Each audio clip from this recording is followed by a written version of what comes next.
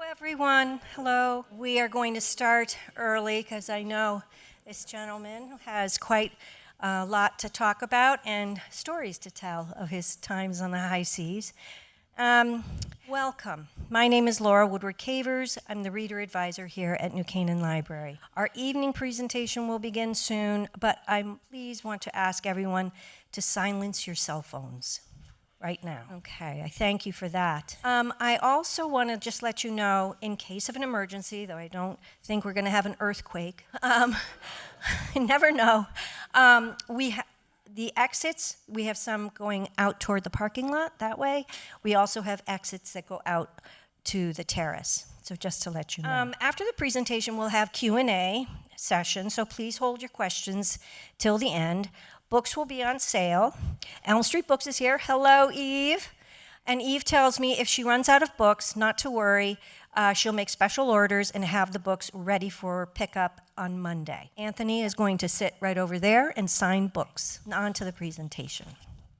Maritime shipping literally makes the world go round, as 90% of world trade arrives at its destination via the oceans. So a good portion of what we own and what we eat most likely came to us via distant ports to the United States. In his recently released book, The Saltwater Highway, Anthony Whitworth writes about his nearly 5 decades in the industry and takes us through the evolution of modern maritime shipping. I'm sure he will also delight us with a few seafaring stories as well. Tony is a graduate of Queen's University in Kingston, Ontario, and he served as CEO of Navios Group from 1999 through 2005. He is currently the co-managing partner of Sea Trade Holdings. He continues to keep a close eye on all facets of the maritime industry and divides his time between homes in Connecticut and Quebec. Ladies and gentlemen, let me welcome Anthony Whitworth.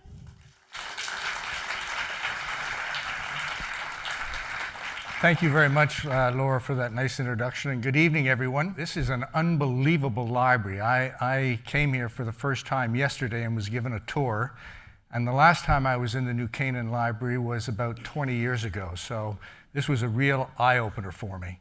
I actually spent 25 years living in New Canaan. My kids grew up in New Canaan, and so it's wonderful for me to be here this evening. End of January 2020, I was on a flight from New York to Tokyo. I landed there and met my brother and his 2 sons and a Canadian avalanche guide who had arrived from Canada, and we connected on a flight from Tokyo up to Sapporo, which is the main city on the northern island of Japan, Hokkaido. I had rented a small house there for a couple of weeks. The house had no internet connectivity, and we were out in the field every day from 8 a.m. to about 4 p.m. So essentially for 2 weeks, we were cut off from the outside world. Middle of February 2020, we got on a flight and flew back down to Tokyo, Narita, which is the main international airport that services Tokyo. And I noticed something strange. All the Japanese were wearing masks. And having traveled to Japan for 40 years, I knew that normally about 15% of the general population wore a mask.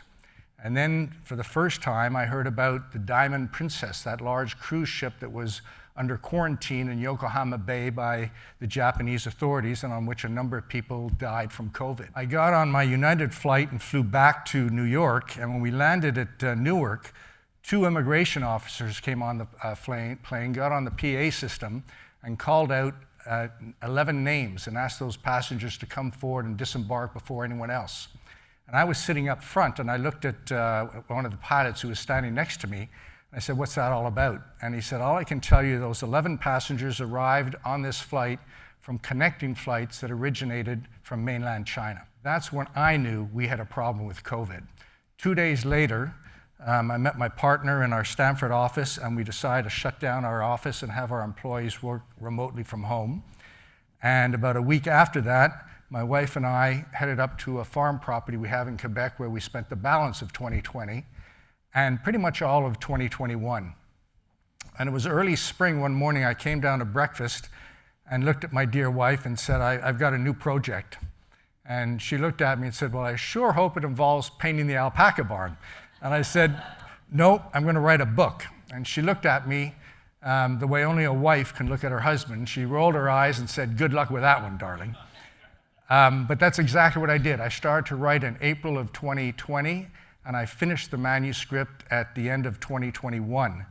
And then the first half of 2022, I worked with a New York City-based editor who helped me edit the book and put it in readable form, and who helped me find a publisher for the book as well. I had been thinking about writing something about my time in shipping for my kids, but as I started to get involved in the process in the fall of 2020, a number of personal friends called me to say they couldn't get hold of commodities that they had ordered, items, outdoor furniture, and they called me because they knew I was involved in shipping. I had one friend that ordered a nice new outdoor power boat with 2 outboard Yamaha engines. He got the boat in October of 2020 without any engines. So he called me and said, "Tony, what the hell's going on?" And then, of course, in March of 2021, the Ever Given ran aground in the Suez Canal. And you'll remember the world was agog for a week that the Suez Canal was closed. And people came to realize for the first time that about 15% of global trade each year moves through the Suez Canal. A little later on in 2021, I have a friend who's a MD at a private equity group in New York, and they own a manufacturing business. And the management of that business was telling him they couldn't get hold of their bulk commodities. He gave me a call. So all these things encouraged me to write something more. And I've written a memoir that uses a lot of my personal experiences to describe the international dry bulk shipping market. And the target audience is really for people within the industry who want to learn a bit more about some of the companies I've been involved with, for suppliers to the industry, lawyers, underwriters, hull underwriters, bank financiers, but also to the general public who wants to learn more about the business. We all know something about the airline business. We all know something about insurance. We all know something about banking because we all interact with those industries every day. But no one ever interacts with international shipping. The ships are far out at sea. They're in a port that you never get to. And it's sort of an opaque type of industry. Until, of course, a ship like the MV Dali loses its power and rams into the Francis Scott Key Bridge in Baltimore and shuts down the port of Baltimore, and all of a sudden the world's focusing on shipping again. As an aside, I suspect some of you in the last 3 weeks have learned that the port of Baltimore is the largest port in the United States for ro-ro cargoes, roll-on, roll-off cargoes, so cars and trucks and farm equipment. I suspect that some of you here, or most of you here, probably have a box of Domino sugar at home in your pantry. What most of you are not aware of is that Domino Sugar has 3 manufacturing facilities in the United States, one of which is in Baltimore. And guess what? They import all their raw sugar to support that manufacturing facility. So I'm not sure what's going to happen to your sugar supply over the next couple of months. So tonight I want to talk about 3 main areas of topics. The first is to describe the primary commercial areas of maritime ships. Secondly, I'm going to touch upon one of those areas and talk about supply and demand for that sector. And finally, I'm going to talk a little bit about decarbonization initiatives in our industry. But first, I want to mention 2 things. I'm going to use the word deadweight tonight. Deadweight is basically a description of a size of a ship. It's the carrying capacity of a ship. So a ship that's 100,000 deadweight tons theoretically should carry about 100,000 tons of cargo. Invariably, it'll carry about 93 or 94,000 tons of cargo because there'll be 2 or 3 or 4,000 tons of fuel on board, there'll be 1,000 tons of fresh water, there'll be a spare propeller, etc. And secondly, the ships I'm talking about tonight are ships that are larger than 20,000 deadweight tons. So most 10 or 15,000 deadweight size ships are ships that ply around the coasts of countries. To give you a sense, none of the ships that I'm talking about tonight would enter Long Island Sound. They're all too big to enter Long Island Sound. So the first area the first sector of shipping, commercial shipping, are tankers. And you're all familiar with tankers because 25 years ago, when a tanker ran aground, there was an oil spill, loss of life, beaches soiled, and it made all the headline news. Today, over the last 20 years, 25 years, tankers have been built with double hulls. So if the first hull gets breached, there's a second hull that prevents the oil from coming out. Most of the oil spills that you've read about in the last 5, 10, or 15 years have not come from tankers. They've come from offshore oil platforms or underground oil pipelines. There are two major types of tankers. The first are crude carriers. These are large 300, 400,000 deadweight ships. So they might be 1,000 feet long, 200 feet wide, and when they're fully loaded, they're probably about 70 feet deep. And they go to, say, the Persian Gulf, where the crude oil comes out of the ground. It's in a storage tank. They berth, the crude oil is put onto that very large tanker, and the tanker heads off to Rotterdam or Singapore, where it discharges the oil into a refinery. The other main sector of tankers are product tankers, which are basically 50 to 80,000 deadweight ships, and they carry the refined products. So they carry things like gasoline and naphtha and aviation fuel and kerosene, things that you don't normally think about. So those are the two primary sectors of tankers. And tonight, as of right now, as I'm standing here, there are probably about 7,500 large tankers moving oil and products around the world or in ports around the world. Some of you woke up this morning and rolled over in bed and picked up your iPhone to look at your messages. You got out of bed, put on your slippers and your dressing gown, went into your bathroom and picked up your toothbrush to brush your teeth, went downstairs, opened up your freezer and took out a muffin and put it in your microwave to unfreeze it, started your coffee pot, and eventually went into your home office with a nice cup of joe and your hot muffin and turned on your computer. It's likely that most, if not all, those items I just mentioned arrived here in the US in a container on a container ship. And that's the second major type of commercial ship that moves commodity around the world. The cool thing about containers is that you can take a commodity at point of origin and put it in that box and deliver it to its final destination.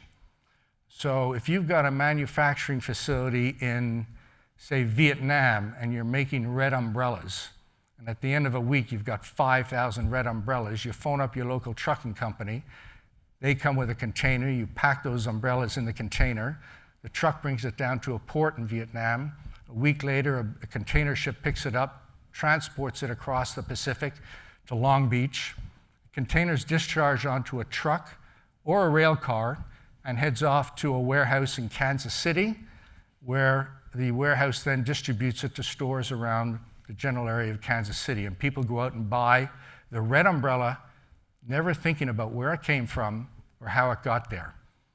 That's the cool thing about the container business. Right now, there are basically about 5,500 container ships moving around the globe or in ports. So between tankers and containers, there are roughly 13,000 ships on the seas tonight. The third major area of commercial shipping is dry bulk shipping, and that's the area that I've been involved with for 50 years. Dry bulk ships carry large volume bulk commodities. These are commodities that the average person never gets to see in their unfinished form. So for instance, dry bulk ships carry iron ore, which is used to make steel. They carry thermal coal, which is used to produce electricity. They carry all types of grains, soybeans for feed for animals. They carry sugar, bulk sugar, like the ship I mentioned in Baltimore. They carry fertilizers, pet coke. They carry bauxite. Does anyone know what bauxite is here tonight? Exactly, it's a rock ore, and it is used to make aluminum.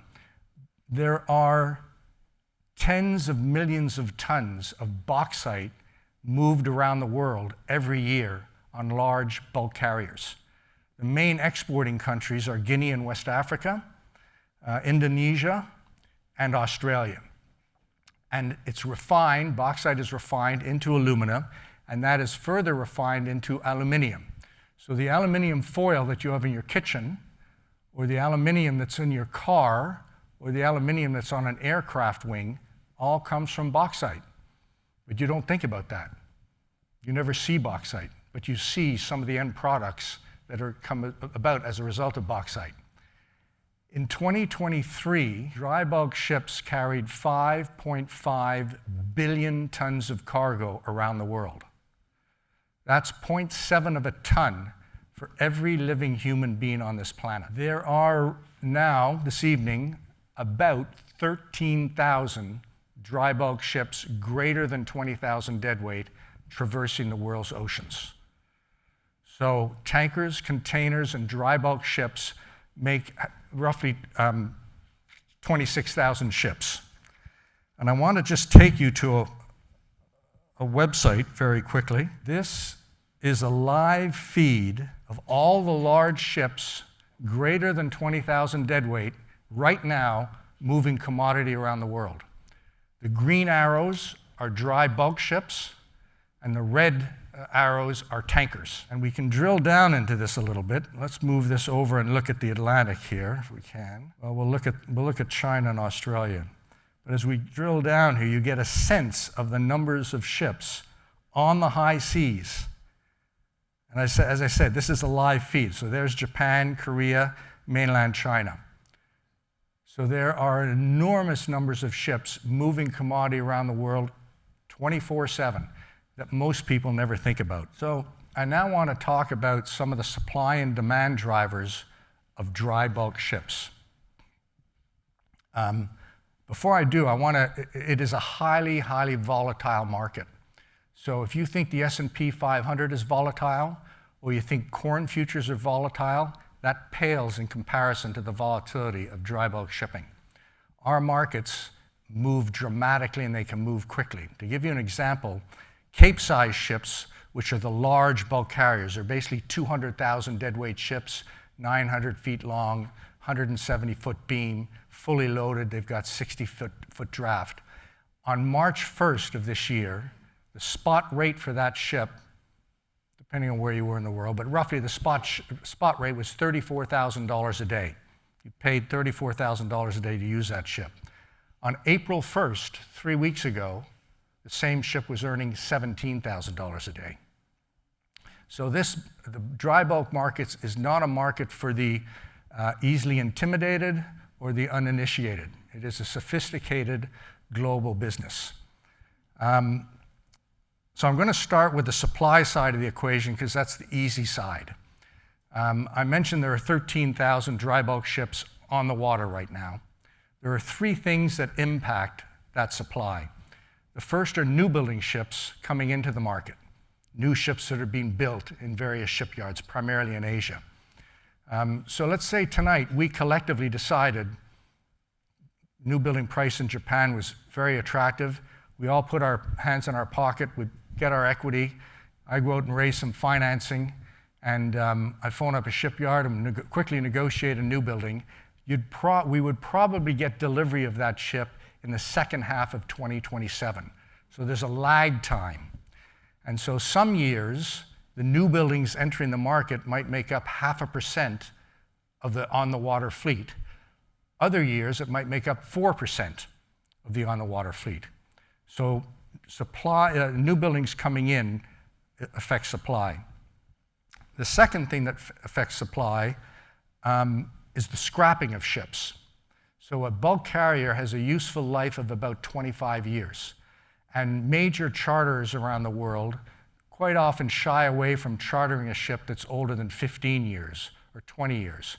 So companies that you may know, like Alcoa or Cargill Grain, they generally will limit their chartering of ships to 15-year-old ships.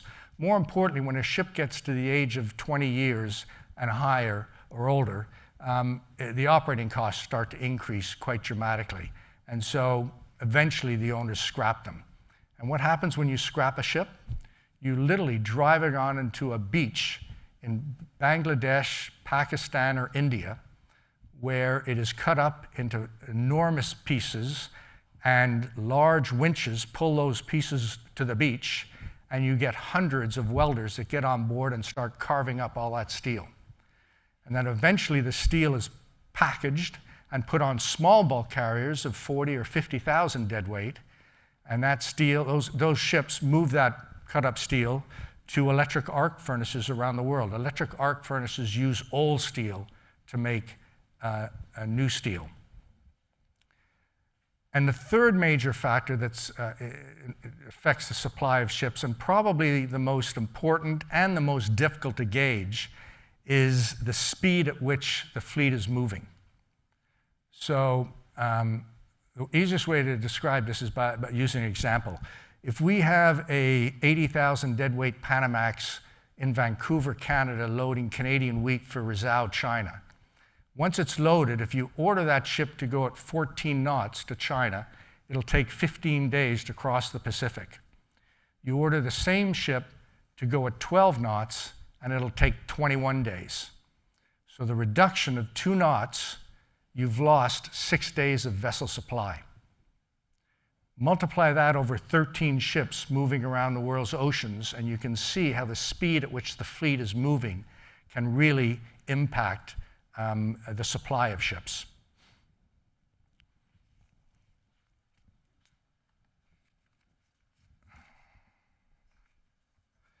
So demand side of the equation is far more complicated and complex, and so I'm going to try and keep it relatively simple tonight and talk from a 38,000-foot perspective. The first major demand driver for dry bulk ships is global GDP. So when global GDP is at 2 to 2.25%, which is where global GDP is right now, demand for dry bulk commodities is marginal. But if global GDP is at 3.5% or 4%, demand for dry bulk commodities is much stronger. And what affects GDP? Well, it's monetary and fiscal policy. And the best example of that is monetary policy and what's happened the last 4 years. We've essentially gone from 0 interest rates up to about 5% interest rates. And all the central banks around the world have been increasing interest rates, the 2 exceptions being Bank of China and Bank of Japan. And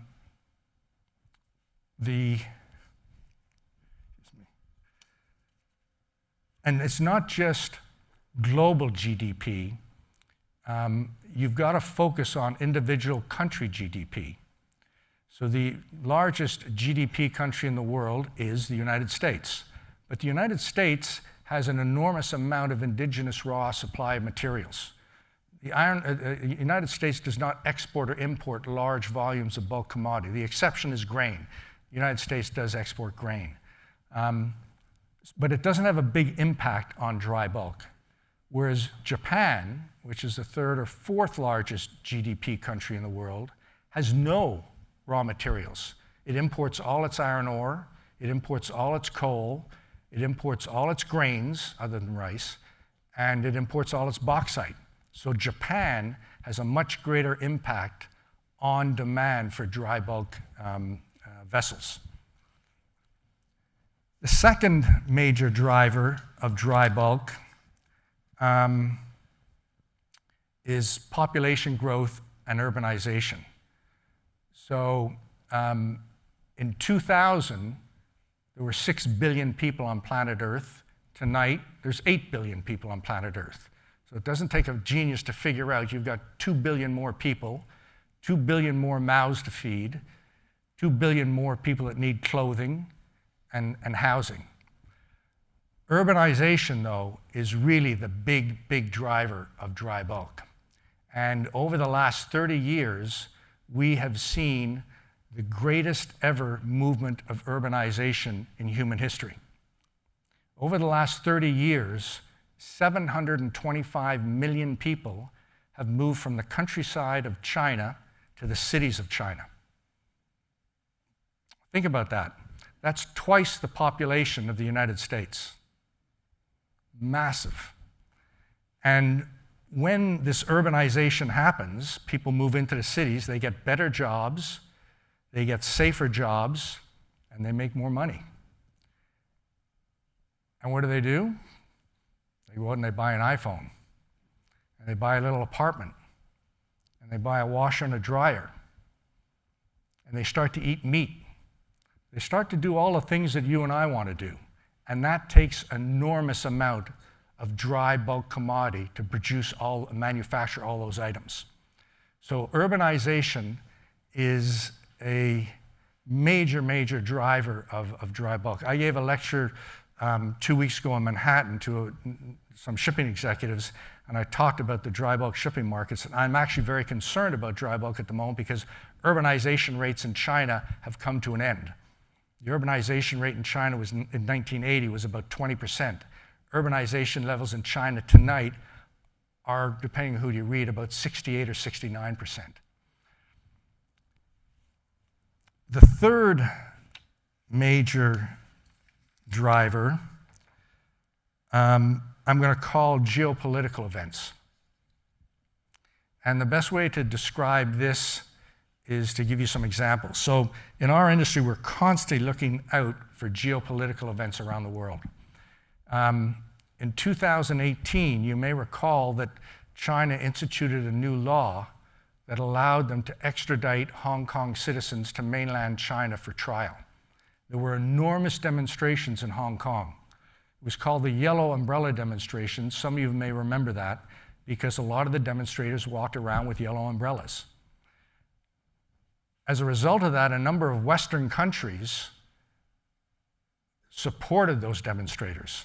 And China decided it had to set an example and punish one of those countries. And it decided to punish Australia. So it had a ban on all imports of Australian beef, all imports of Australian fish, and all imports of Australian wine. And you may have read about this in Time magazine or Business Week or whatever. But what you probably didn't read about is they also stopped all imports of Australian coal. In our markets, there was a real negative reaction. My gosh, China's going to stop importing coal from Australia into China. The Pacific market, dry bulk market's going to weaken. Of course, the opposite happened.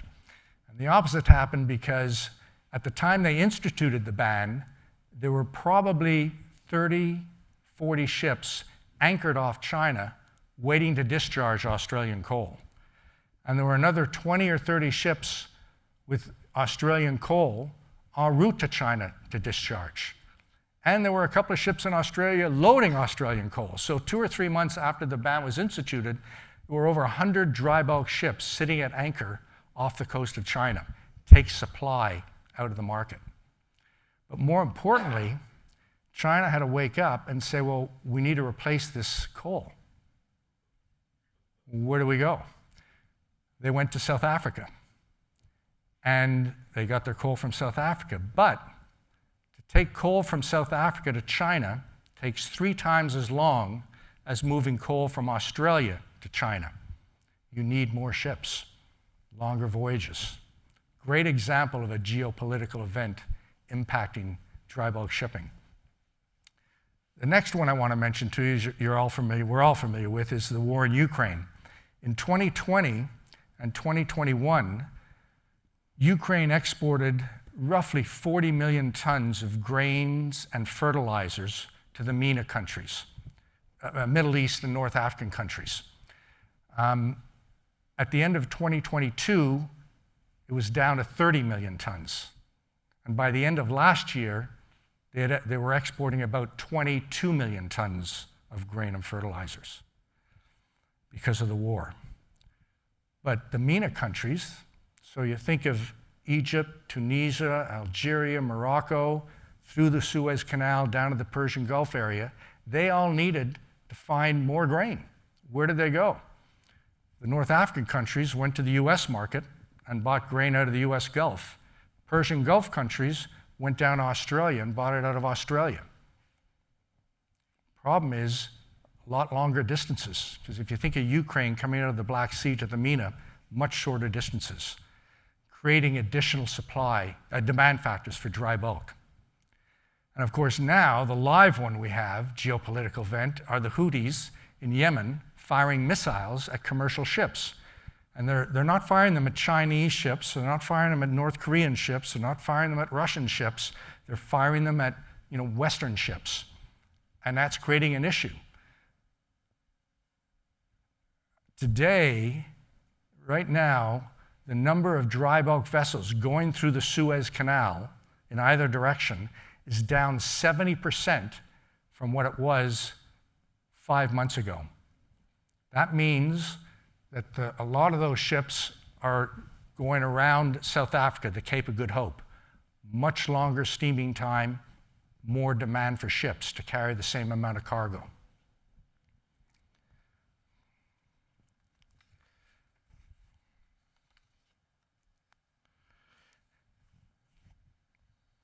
The fourth major driver of dry bulk demand, I'm going to call natural disasters. And we're all seeing more of this happening these days because of climate change. And I'm going to give you two examples. The 5 major grain exporting countries in the world are US, Canada, Australia, Brazil, and Argentina. Argentina exports 60 million tons of grain to the world markets each year. In 2023, there was a drought in southern Brazil, and the waters in southern Brazil feed the Plate estuary, which is where the Argentinian ports are located. So when Panamax, 80,000 Panamax deadweight ships were loading grain in 2023 out of Argentina, they were loading to a draft of only 41 feet. Normally it's 47 feet. So every ship that sailed from Argentina last year sailed with about 6,000 or 7,000 less tons on board than the same ship would have sailed in 2022. Got to move 60 million tons of grain in 2023. Each ship is leaving with 6,000 or 7,000 tons less than the year before. You need more ships. Great example of a natural disaster impacting demand. Another one that some of you may be aware of is the Panama Canal.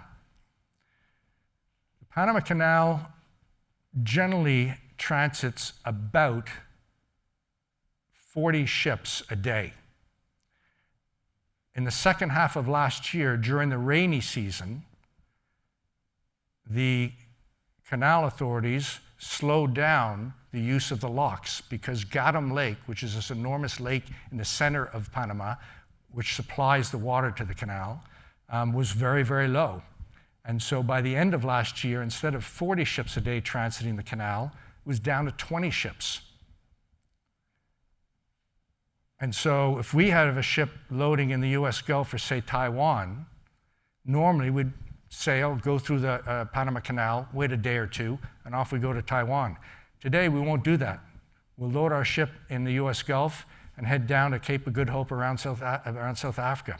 Much longer voyage, but you're not going to spend 2 or 3 weeks sitting at the Panama Canal waiting for a transit.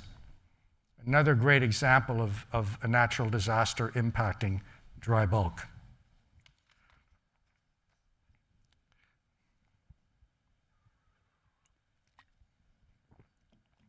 Decarbonization.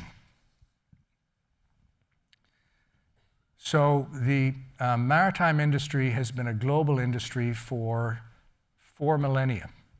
It started with paddles and little boats, and then it moved to oars, and then it moved to larger oars and more people pulling each oar, and then we moved to sailing ships. So the 15th, 16th, 17th century, we had large sailing ships, and wind was the fuel source for commercial vessels. And then in the early 19th century, the steam engine was created. And by the mid-19th century, all ships were being built with steel hulls and steam engines, and the fuel was coal. And for 75 years, coal was the fuel of choice for ships. And then about 100 years ago, a guy named Winston Churchill came up with a brilliant idea of moving the British Royal Navy off of Welsh coal to Persian Gulf oil. And he did that for 2 reasons. Oil has twice the thermal content of coal, and oil is obviously a lot easier to move around a ship than coal is. So when oil gets refined, it creates these products, gasoline, kerosene, naphtha, etc. And you end up, after the refining process, with what they call bottom of the barrel oil, tar-like consistency, bunker fuel oil. And because it's the bottom of the barrel oil, it's full of contaminants. But it has one great advantage. It is by far the cheapest form of petroleum energy in existence, which is why, for the last 100 years, large ocean-going ships have been powered by marine diesel fuel. But like every industry, the maritime industry is facing a lot of pressure to change.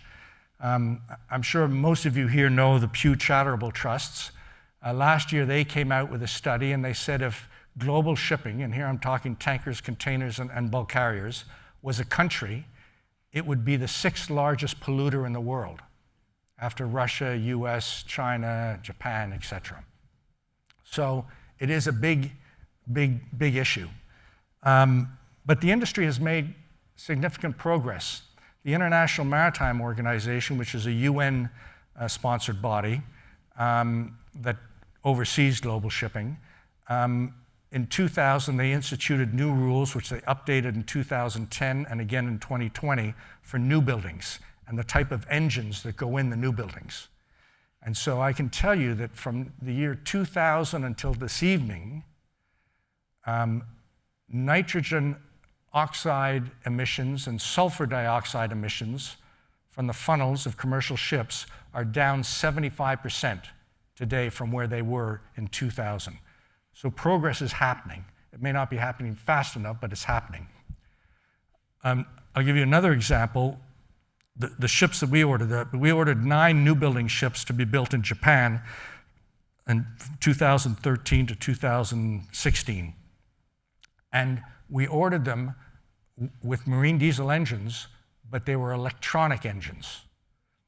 And I'm not going to get into the weeds on electronic engine, but our ships are 60,000 deadweight, and when they're fully loaded at 14 knots, they'll consume about 25 tons a day of fuel. The same size ship built a year before ours with a regular mechanical engine burns about 31 or 32 tons of fuel. So our new Eco electronic engines are burning 5 to 6 tons a day of fuel less than a mechanical engine. And I would say at the moment, whether it's tankers, containers, or dry bulk ships, 35 to 40% of new buildings are being ordered with Eco engines. They're more expensive, but so it's moving in that direction.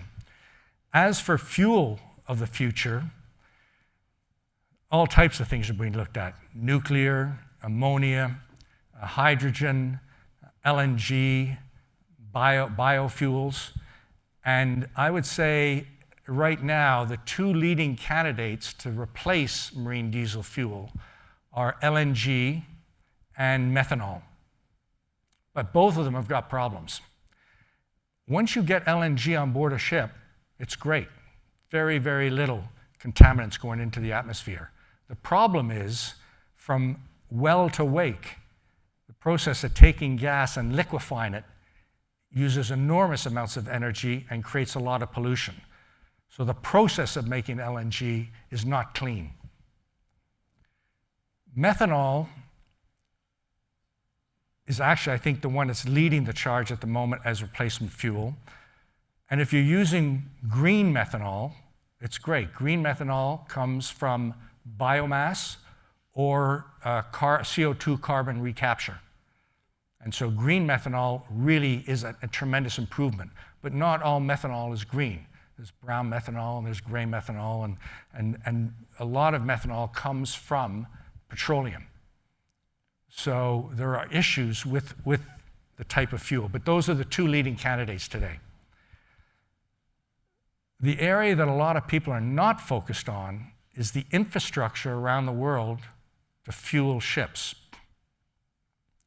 So let me give you an example. If you've got a ferry and you're moving people and cars from Stockholm to Helsinki, back and forth, back and forth, back and forth. It's easy to build a ship, a ferry, with a biomass engine and have biomass fuel in Stockholm and biomass fuel in Helsinki. It's done and it's happening right now. The problem is 70% of the global fleet of tankers and dry bulk ships are what they call trappers. They'll go anywhere and everywhere to carry cargo. Not unlike a New York City cab. He picks someone up at A and drops them off at B, drives around again, picks someone up at C, drops them off at D. Just continues like that. Ships are the same way. Ships are carrying cargoes anywhere and everywhere around the globe. And so the process, the challenge is finding a global infrastructure that will support refueling of ships. And that is something that I don't think is being looked at enough. And that I think is perhaps even a larger problem than the source of the new type of fuel that maritime sector will use. And Laura's looking at me. I think I've spoken long enough and I've dropped a lot of information on all of you, so I'm going to stop. And I just want to thank you all very much for coming out and listening to what I had to say. And if any of you have any questions, I'm happy to try and answer any questions. Yes, I have the microphone, but I want to, earlier I saw a wonderful part of the map that showed exactly what you were talking about with Africa and the, yes, how everything, with the canals, yeah. It was pretty interesting to see that.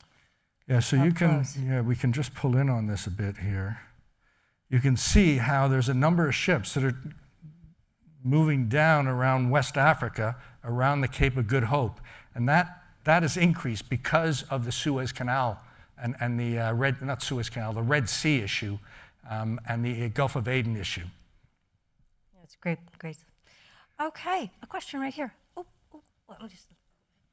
a knot in terms of mileage? What's a knot in terms of mileage?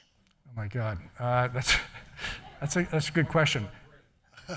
I was going to say 1.1, 1.25, but 1.3? 1.3, sorry. My question is about the Baltimore accident, if it is an accident. I've heard some speculation that it might have been sabotage in the engine room, or that the ship shouldn't have left because they knew the engine wasn't working well or something. Do you have any news on that? All I can tell you is I know who the company that owns that ship. It's an Indian family based in Singapore. And they're not a big ship owner, but they have a very large business called Synergy Maritime. And Synergy Maritime are technical managers of ships. So, 50, 60 years ago when you had a ship, you had your own crew on board and you knew them all, etc. Over the last 20 or 30 years, most ship owners have moved away from having their own crews on board, and they hire third-party technical ship managers to manage the ships. Synergy Maritime, that's what they do. So they put crew on board the ship, they arrange for victualling, they arrange for repairs and maintenance, they arrange for dry docking. And I can tell you that Synergy Maritime is one of maybe 5 global technical ship managers with a first-class reputation. So I actually think the Dali was just a freak accident. I don't believe it was sabotage. Ultimately, it's being checked into, and we'll find out. But I just think it was a freak accident. I think the quality of that ship and the technical ship management on board that ship is good. Now, you never know. Maybe there's someone on board that wanted to do something, nefarious. But overall, I would say my sense it was just an unfortunate incident. Sorry to ruin the speculation. I'm glad to hear that. Yes. Do you see at some point, just like the U.S. Navy, converting a lot of these ships to nuclear power? I mean, in the sense that you build them strong enough and long enough that nuclear power instead of these other fuels could be a viable fuel? I don't see it happen because I think it's considerably more expensive to go that route than these other fuels. You know, when you build a Navy ship and a submarine or an aircraft carrier with the US government behind it, you know, it's affordable to go nuclear. But for your average ship owning company or ship owner, nuclear is probably one of the more expensive, if not the most expensive option today. So I don't see it as being a realistic replacement for marine diesel fuel. Could you give us a perspective on the consolidation, ownership? I'm thinking about railroads and trucks here in the U.S., which are now dominated by just, you know, consolidated suppliers. Well, what's happened to the world's fleet business, and what's the trend there?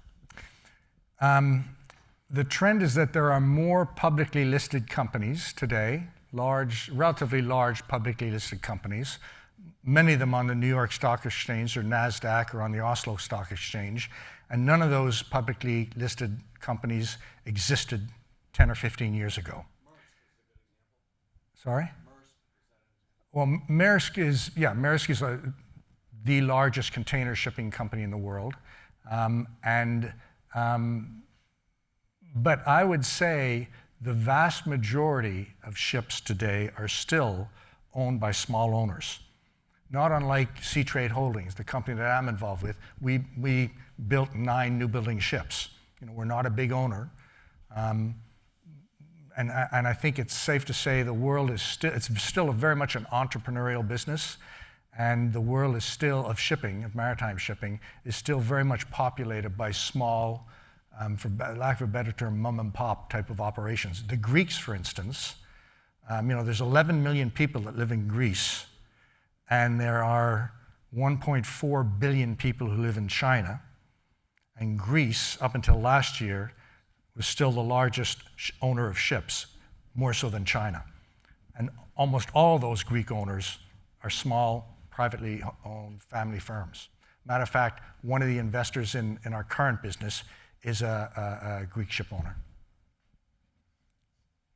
Tony, in your book, I think you wrote that nobody can predict the dry bulk market, the industry, the volatility. But surely in your business, there must be some that are better than others, maybe through models or maybe financial quantitative models or maybe today AI. So would you still think nobody can predict the market, or is modeling now able to do so? And you know, who's better than others? Who's the best at predicting that market, if it exists? Sorry, long-winded. Where to start? I spend 25 to 30% of my time looking at global macroeconomic data, GDP data, you know, some of the things I highlighted this evening, and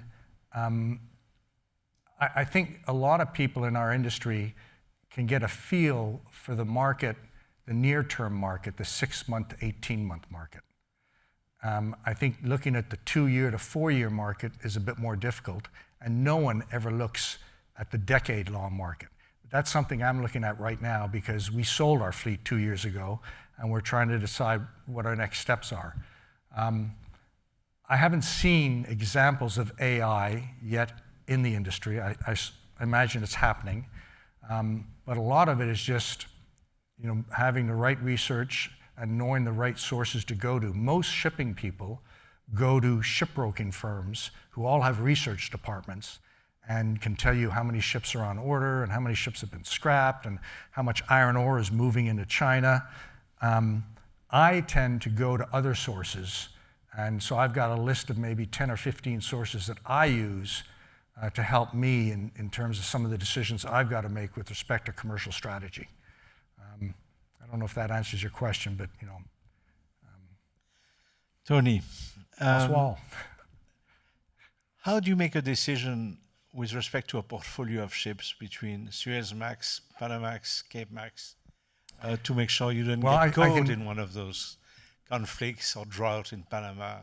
I can give you the example of, so we formed a company in 2011 called Sea Trade Holdings, and we went out and we decided we were going to buy some ships. We looked at Capesize, the big ships. We looked at 80,000-ton Panamaxes, and then we looked at sort of the smaller sector, which is the 60,000 deadweight.